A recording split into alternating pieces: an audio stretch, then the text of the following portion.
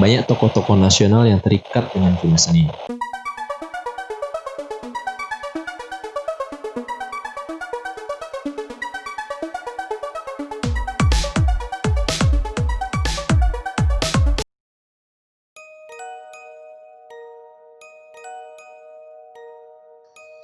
Simbol satanik tidak lepas kaitannya dari salah satu secret society yang terkenal, sekaligus misterius dunia, yaitu Freemason.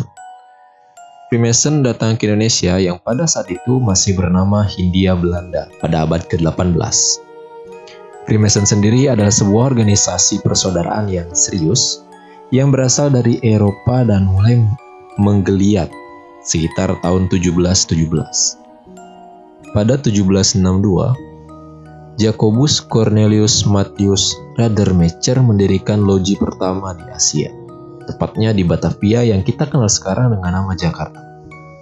Dan dia merupakan putra dari Grand Master Freemason pertama di Belanda, yang kala saat itu perkembangannya pada tahun 1922 total loji yang tersebar di Indonesia itu diantaranya 14 di Pulau Jawa, 3 di Pulau Sumatera, dan kemudian sisanya ada di Salatiga dan Makassar.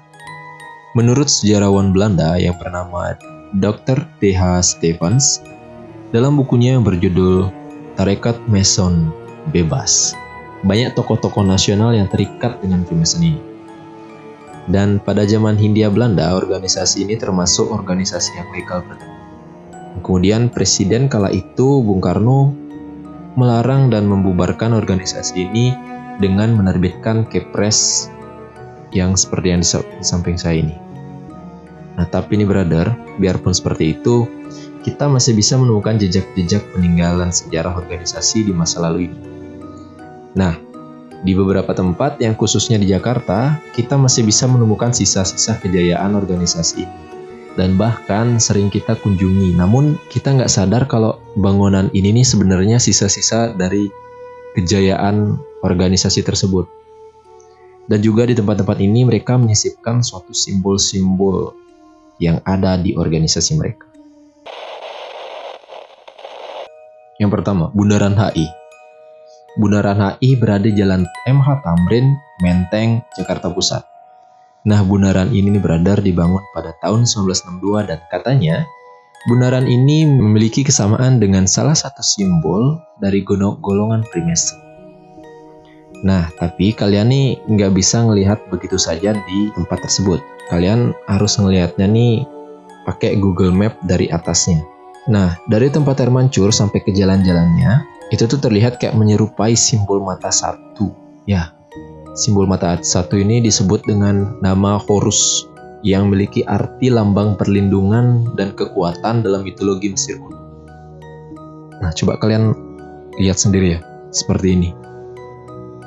Mirip banget kan? Anjir. Oke, next.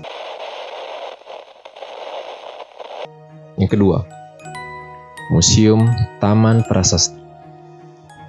Nah, area Museum Taman Prasasti ini sebelum menjadi seperti sekarang, dulunya adalah area kuburan bagi Masonik. Dulu museum ini diresmikan pada tanggal 9 Juli 1977 dan berdiri pada tanggal 28 September 1975. Nah, di sana nih sangat gampang menemukan nuansa-nuansa khas kolonial Belanda yang dimana di sini ternyata tempat pemakaman tokoh-tokoh terkenal di Batavia pada saat itu.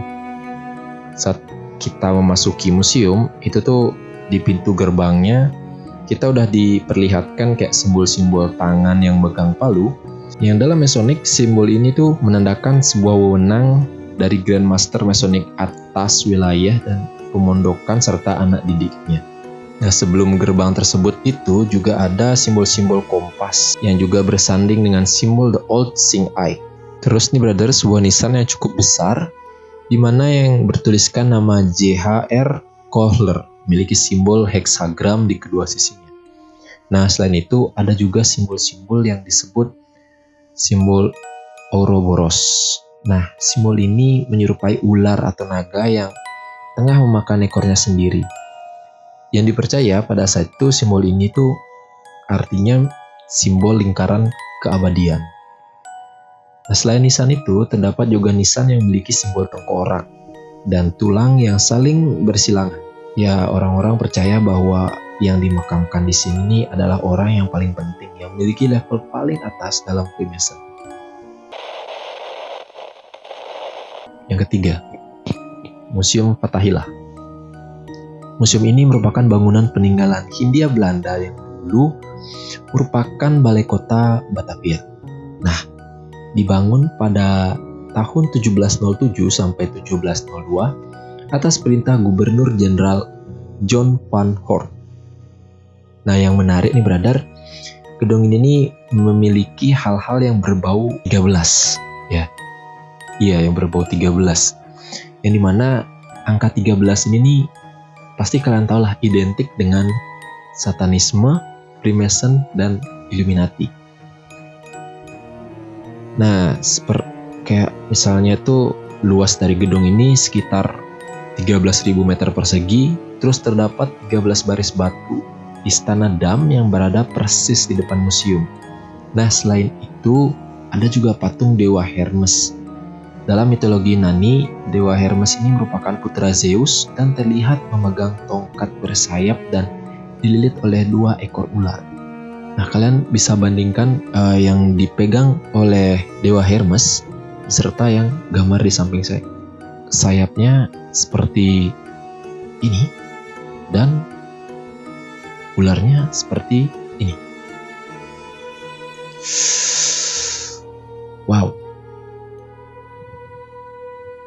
Lumayan mengerikan ya Freemason ini.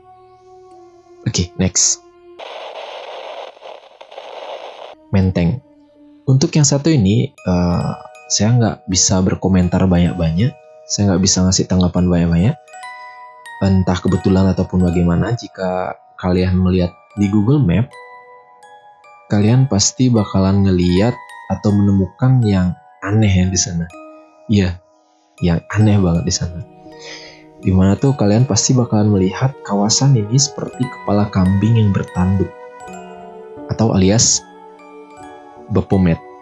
Yang dimana Baphomet ini adalah dewa Romawi yang sering kali dijadikan lambang satanisme atau pemujaan setan. Nah, jika kalian nggak percaya nih brother, coba deh kalian cek sendiri di Google Map, cari lokasi daerah-daerah Menteng, tepatnya di Bappenas kalau nggak salah ya. Koreksi kalau saya salah. Nah, coba kalian bandingkan. Bukan sih bandingkan. Coba kalian lihat deh. Jalan-jalannya itu kayak membentuk sebuah simbol kepala kambing gitu. Jir sama lagi jalannya. Coba gimana cara buatnya mereka. Terus yang terakhir, Gedung Bappenas. Ya, Gedung Badan Perencanaan Pembangunan Nasional, yang dulunya merupakan Loji Bintang Timur atau Adustat, yang memiliki arti kami masih berada di sini. Dan bangunan ini tuh disebut-sebut sebagai markas besarnya para Freemason pada saat itu. Nah, beberapa simbol Masonik terpampang jelas di depan gedung kala itu, tapi sekarang ini udah diganti dengan huruf timbul yang bertuliskan nama gedung itu, Bappenas. Nah, kalau kalian lihat dari luar nih, sekilas kayak nggak terlalu menarik perhatian kalian. Kayak nggak, ya seperti gedung pada umumnya lah. Tapi nih brother, kalau kalian masuk ke lantai 2, ruangan khas Freemason dapat kalian rasakan dalam sanubari. Mantap. Pada aula ruangan neogotik inilah tempat di mana para anggota Freemason berkumpul, dan lantainya nih memiliki corak hitam putih seperti papan catur, dan beberapa lambang Freemason pun tersaji di sini. Merinding cok sumpah. Nah, selain itu konon katanya ada beberapa perkakas-perkakas yang dulu sering digunakan untuk kebutuhan ritual Masonik, yang katanya masih tersimpan di ruang bawah tanah. Nah,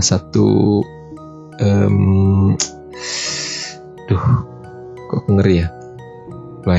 Salah satu ritual yang sering dilakukan Masonic adalah pemanggilan arwah yang tentu saja dilakukan secara tersembunyi. Wow. Ya, itu tadi sekian yang dapat saya sampaikan, brother. Tapi kalau dipikir-pikir, kok ini mind blowing banget, brother. Ya, tapi kalau dipikir-pikir sih, nggak bisa berkata-kata. Tapi yang jelas, tadi yang di daerah Menteng, terus juga di Bundaran HI,